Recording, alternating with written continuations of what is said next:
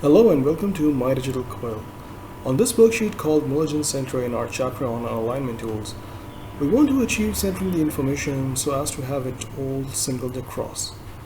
Our objective is to have all the cells merge to behave essentially as a single unit. Through this approach, we can create titles and headers for our worksheet.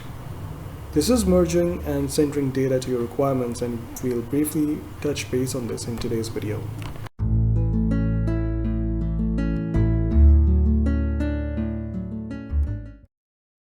In the presented data on this worksheet, we want to center the information in row 1. We want the title of this part of sheet to be centered across as a single unit. Now, one approach to this, and not the best one, is that we can edit and put in additional spaces here in front of M in merchandising division. But that would be guesswork and not a professional one expected of Excel scholars like yourself. The data actually is in cell A1. Another approach to this is that we can move cell A1 to D1 or E1. Now, how would that look? Well, instead of worrying about how would that look, we will simply select our data across from A1 to I1. Now, in the Home tab, in the Alignment Tools, go to Merge and Center. Now, this will essentially combine and center all the contents of the selected cells in a new larger cell. It is going to create in effect one new cell, one big A1 cell, and center the data at the same time. There it is. And by the way, the alignment button to the left shows that this is centered. There would be cases where you want this to be one big cell, but left align or right align. Depends on how you want to fashion your worksheet. So in Merge and Center button, default is to have your settings aligned centered. Now we could have done this both for row 1 and row 2. As a matter of fact, let me undo what I just did a few times. Now if you want to have a case whereby we want to have this both rows combined together, we simply select the cells that we want, go to Merge and Center, and if you proceed, Excel gives us this message that it will throw away all the other values and only keep the upper left values intact.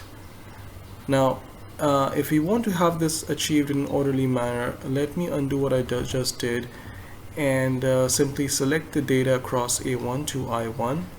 Pressing down Control button, we select A2 through I2 and then go Apply Merge and Center. Now this is a good time here, by the way, to have your columns down below adjusted to your needs. There we go.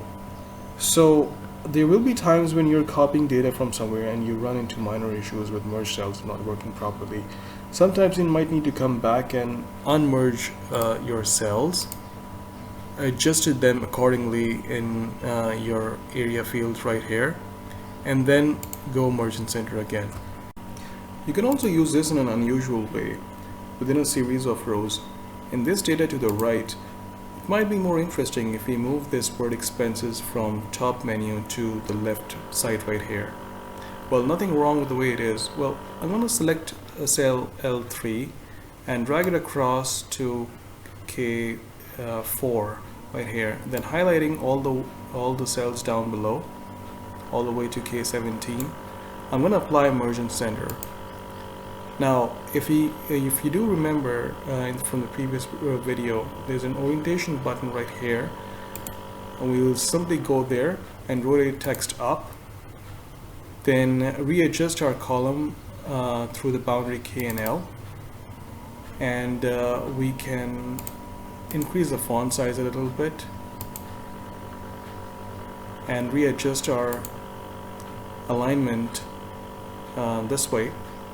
And we can also fill in colors for our needs.